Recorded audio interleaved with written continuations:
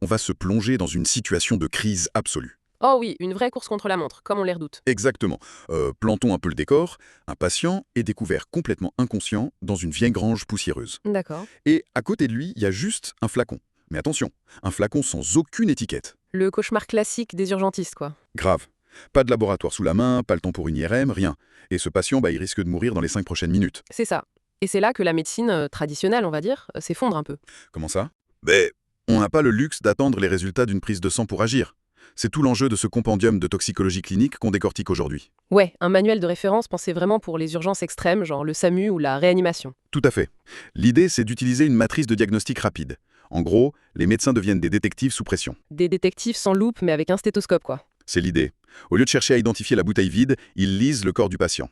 Ils déduisent le poison simplement en observant les défaillances en temps réel. C'est fascinant, franchement. Ça me fait penser à une sorte d'escape game médical terrifiant, tu vois. Ah oui, c'est une bonne analogie. Le corps est la seule carte au trésor. Et du coup, cette matrice, elle se concentre sur 3 gros indices. Les pupilles, la neurologie et le système cardio-respiratoire. C'est comme regarder les voyants rouges d'un tableau de bord. C'est exactement ça, et le document illustre cette théorie avec un tout premier cas pratique, notre fameux patient dans la grange. Ah oui, on y revient. Alors, l'équipe médicale débarque, le médecin regarde les yeux du gars, et là, il voit des pupilles minuscules, vraiment tête d'épingle. Ce qu'on appelle un myosis dans le jargon. Voilà, myosis. Ensuite, il écoute sa respiration, et ça siffle de partout, les poumons sont inondés de sécrétions. La bronchorée. Exactement. Et le dernier indice, sous la peau du patient, les muscles n'arrêtent pas de tressauter de manière totalement contrôlable. Des fasciculations. Et là, avec ces 3 indices, le myosis, la bronchorée et les fasciculations, le doute n'est plus permis. Et l'orientation immédiate, c'est le transfert en salle d'accueil des urgences vitales. La fameuse SAV. Alors, parlons-en de ces organophosphorés. C'est vraiment la terreur du milieu agricole, non? Ah oui, c'est le pire. Physiologiquement, c'est comme si le corps se retournait contre lui-même. Mais qu'est-ce qui se passe concrètement à l'intérieur? En fait, le poison vient saboter un interrupteur chimique vital. En temps normal, pour faire simple, tes nerfs parlent à tes muscles via un messager qui s'appelle l'acétylcholine. Ok, le messager livre l'info, genre « contracte-toi Voilà.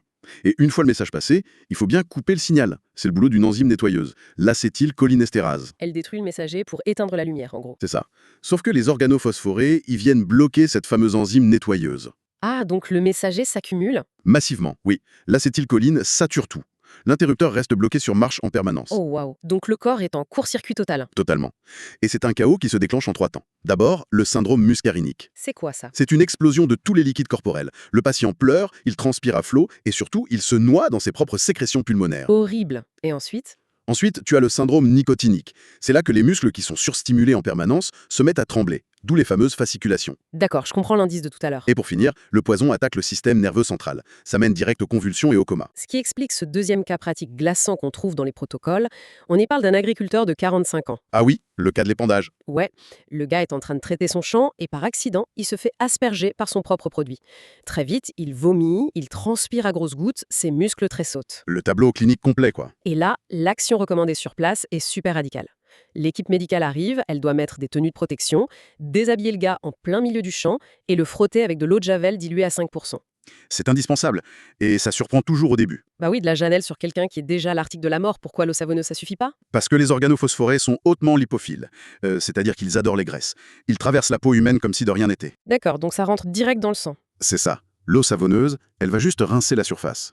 Mais la javel diluée, donc l'hypochlorite de sodium, elle détruit chimiquement la molécule toxique. Waouh, on dissout l'arme du crime directement sur la peau en fait. Exactement.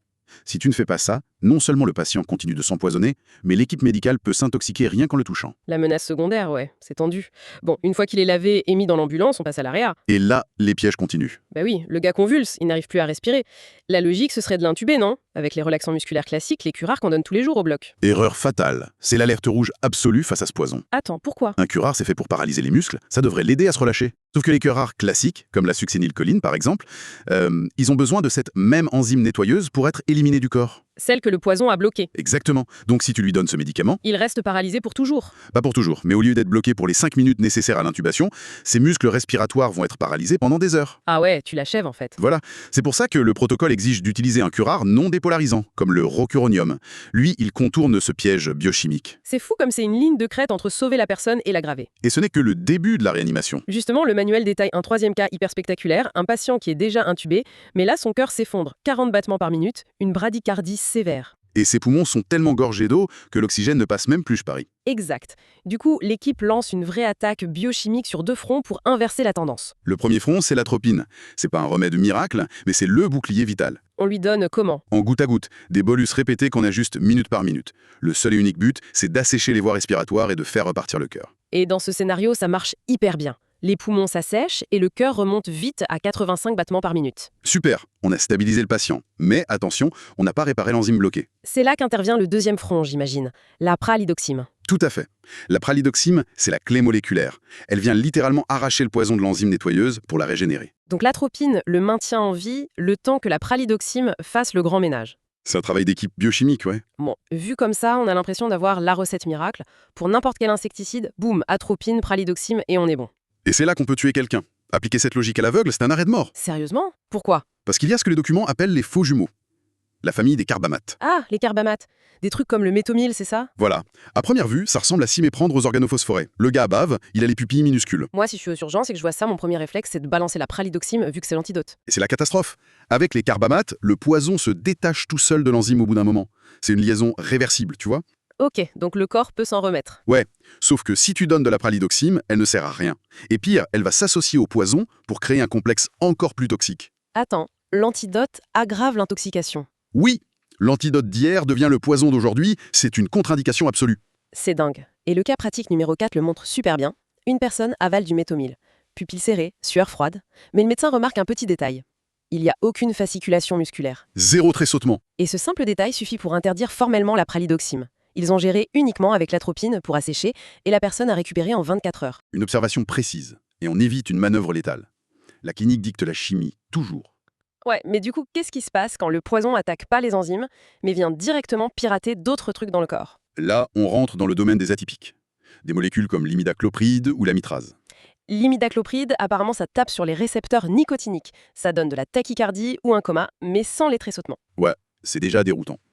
Mais l'amitrase, c'est encore un autre niveau. C'est une molécule qui imite carrément un de nos propres médicaments contre l'hypertension. La clonidine, c'est ça.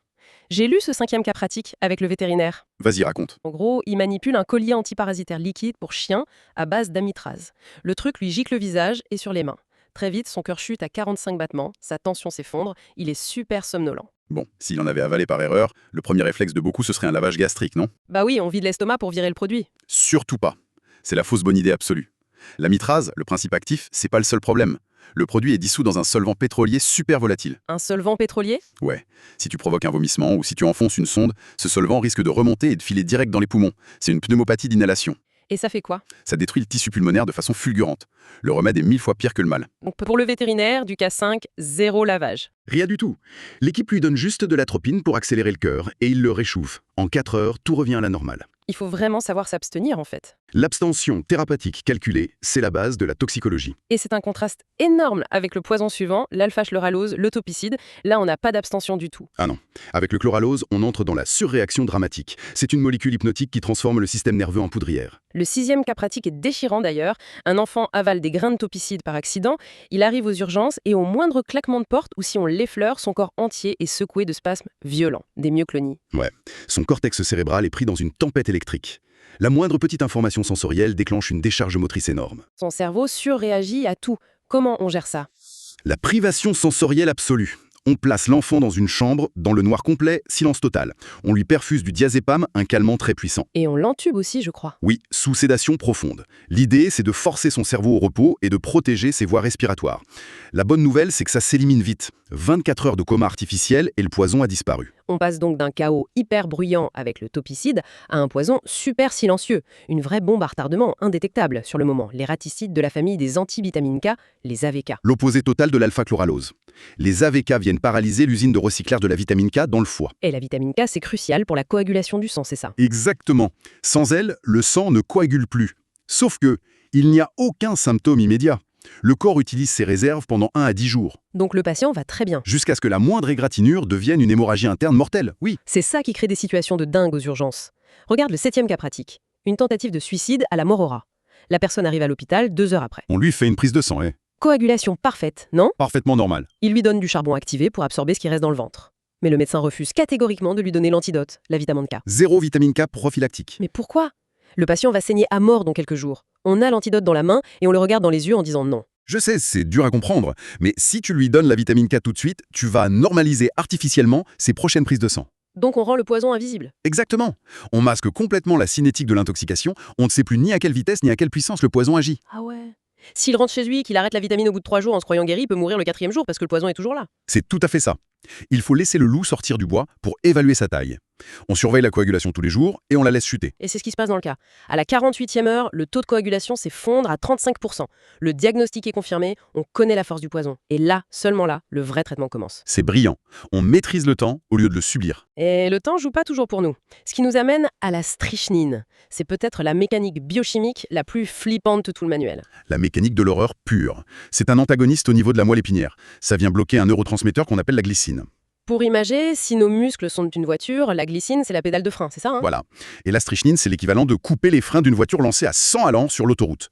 Les muscles ne reçoivent plus jamais l'ordre de se relâcher. Donc ils se contractent en permanence. Et c'est généralisé. Le visage se crispe dans un rictus atroce, le faciès sardonique, mais le vrai danger mortel, c'est l'asphyxie. Les muscles de la cage thoracique se figent complètement. Et le pire, j'ai lu, c'est que ça n'altère pas la conscience. Le patient étouffe, mais il est parfaitement lucide. C'est terrifiant. D'où la difficulté de l'intervention dans le cas pratique numéro 8. Ah oui, le gars qui a ingéré de la topicine. Le SMUR le trouve conscient, mais son dos est atrocement arqué en arrière. Une contracture totale de la colonne vertébrale, l'opistotonos. Franchement, le premier réflexe de n'importe qui, ce serait de lui enfoncer un tuyau dans l'estomac pour aspirer le poison, non? Bah oui, pour stopper les dégâts. Surtout pas à l'état vigile. Le moindre contact de la sonde dans sa gorge va déclencher un spasme laryngé massif et irréversible. Attends, le soin lui-même le tuerait? Il mourrait asphyxié par notre propre geste, oui. Du coup, c'est quoi la solution? On doit court-circuiter l'esprit et les muscles. Sédation massive au diazépam, on l'endort super profondément, on l'intube pour sécuriser l'air et seulement après, on nettoie l'estomac. Si on respecte pas la biochimie, un simple geste devient mortel. Et cette leçon, elle atteint son paroxysme avec le paraquat, un herbicide effroyable. Une cinétique biphasique, c'est ça? 2 gorgées suffisent pour tuer. Malheureusement, oui. 2 misérables gorgées. La première phase, c'est des brûlures chimiques atroces, de la bouche jusqu'à l'estomac. Puis, il y a une phase silencieuse de quelques jours. On croit à une rémission. C'est le calme avant la tempête, car la phase 2 arrive. Une fibrose pulmonaire inéluctable. Les poumons se transforment en tissu cicatriciel rigide. Le patient s'étouffe à petit feu. Et là, il y a une règle dans le manuel qui paraît complètement folle si on n'est pas médecin.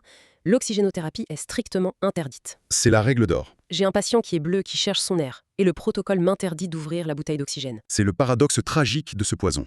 Le paraquat détruit les poumons en générant des radicaux libres. Donner de l'oxygène, c'est littéralement fournir le carburant à cette destruction. C'est comme souffler sur des braises, en fait. Exactement. Plus tu donnes de l'oxygène, plus la destruction pulmonaire s'accélère. Le sentiment d'impuissance doit être terrible. On le voit dans le cas numéro 9. Un patient a bu 2 gorgées, sa saturation en oxygène est à 88%. Il manque d'air, quoi. Et l'équipe respecte la règle. Refus formel de brancher l'oxygène.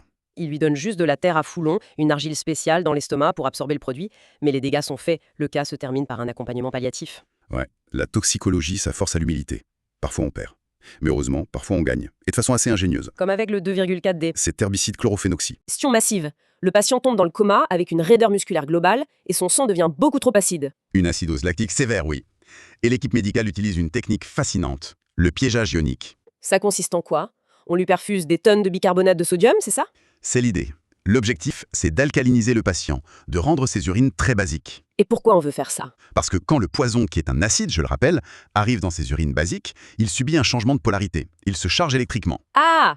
Et du coup, une molécule chargée, elle peut plus traverser la paroi des cellules. Bingo. Elle est prisonnière du canal urinaire. Impossible de retourner polluer le sang. C'est du génie. On force le poison à prendre la sortie. Rien qu'en modifiant le pH de l'urine autour de 8, la vitesse d'élimination du poison par les reins est multipliée par 50. 50! Un vrai nettoyage industriel. Et dans le cas H plus 36, le patient se réveille, débarrassé du produit. La chimie appliquée dans toute sa splendeur. Et ça nous amène à un autre produit star, le glyphosate. Ah, le fameux Roundup.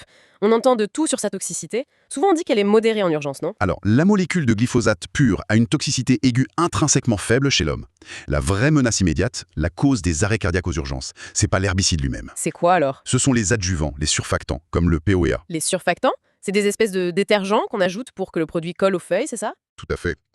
Et dans le corps humain, ces détergents ravagent la pompe cardiaque. Ils provoquent des chocs hypovolémiques ou des œdèmes pulmonaires. Donc, en gros, on meurt pas de l'herbicide, on meurt du savon qui va avec. Exactement.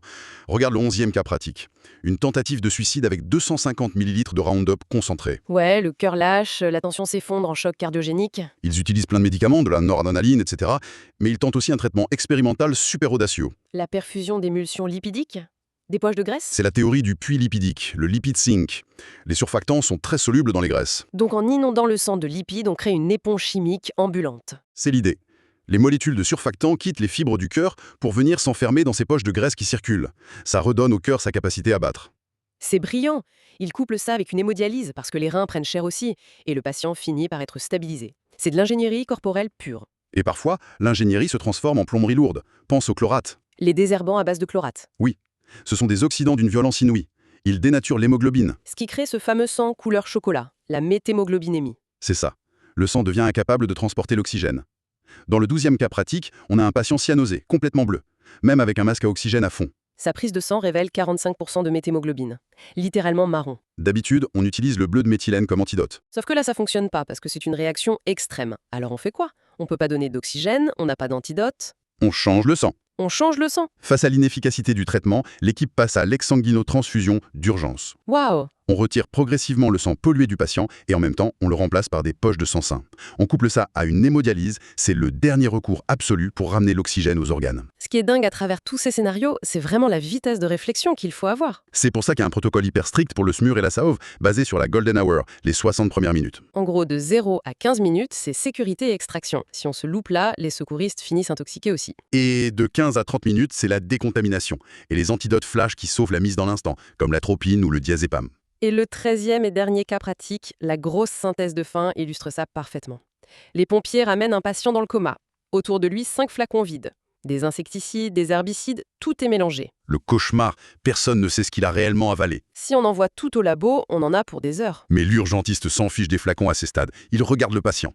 Il ouvre les paupières, myosis. Il touche la peau, sueur froide et fasciculation. La matrice s'active instantanément. L'équipe intube, lance l'atropine et met le charbot. On traite le toxidrome en priorité, c'est ça la clé. C'est le triomphe absolu de la clinique sur la chimie analytique. Donner l'antidote vital sans attendre le nom de la molécule, c'est ça qui sauve. Du coup, si on récapitule les 4 règles d'or de ce document.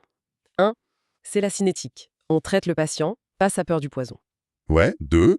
Attention aux contre-indications fatales. Pas d'oxygène pour le paraquat, pas de pralidoxime pour les carbamates. 3. L'atropine, ça sert uniquement à assécher les voies respiratoires et gagner du temps. Ça guérit pas le mal à la racine. Et 4. Méfiez-vous des solvants. Comme avec les surfactants ou l'amitrase, ce sont souvent eux les vrais assassins invisibles. Eh ben, franchement, ça donne une toute autre perspective sur la médecine d'urgence. C'est un art de la retenue autant que de l'action. Chaque secousse, chaque millimètre de pupille dicte une équation vitale. On marche sur un fil en permanence. Et ça me laisse sur une réflexion assez vertigineuse. On a vu avec quelle perfection diabolique la strychnine cible spécifiquement la glycine pour bloquer la moelle épinière. Une précision chirurgicale, oui. Eh bien, si ces toxines sont capables de trouver une serrure biologique avec une telle exactitude, on peut se demander si l'avenir des médicaments de demain ne se trouve pas là-dedans. En rétro-ingénierant et poison, C'est ça. En étudiant la mécanique de ces horreurs absolues, on pourrait peut-être créer des thérapies ultra ciblées, transformer l'arme du crime en un remède miracle. c'est une pensée fascinante, c'est vrai. Voilà de quoi y réfléchir. Merci de nous avoir suivis dans cette analyse incroyable.